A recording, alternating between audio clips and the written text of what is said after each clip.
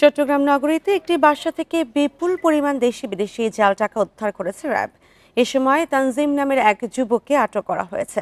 মঙ্গলবার নগরীর বাকলিয়া নূরনগর আবাসিক এলাকা থেকে এসব নকল টাকা উদ্ধার করা হয়। র্যাব ৭-এর অধিনায়ক লেফটেন্যান্ট কর্নেল হাফিজুর রহমান জানান, গোপন সংবাদের ভিত্তিতে নগরীর বাকলিয়া নূরনগর আবাসিক এলাকার একটি বাসায় অভিযান চালায় র্যাব। এ সময় ওই বাসা থেকে ২০ কোটি জাল নোট উদ্ধার করা হয়। এ সময় তানজিম নামের এক যুবককে আটক করে র্যাব। এদিকে আটক তানজিমের দাবি, টাকাগুলো শুটিংয়ের কাজে ব্যবহারের জন্য ছাপানো হয়েছে।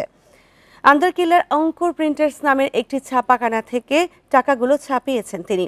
এদিকে তার সাথে কোনো চক্রের যোগাযোগ আছে কিনা তা খতিয়ে দেখা হচ্ছে। বাংলাদেশের আইন অনুযায়ী এভাবে টাকা ছাপানো অবৈধ বলে জানিয়েছে র্যাব। এগুলো আসলে জাল টাকা না, এখানে লিখে আছে যে শুটিং পারপোজ।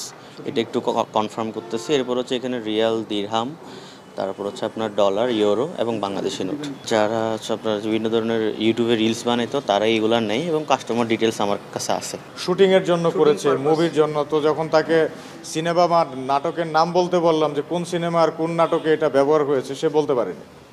তো এই ধরনের অনেক ধরনের লেম এক্সকিউজ আপনার অপরাধীরা দিয়ে থাকে।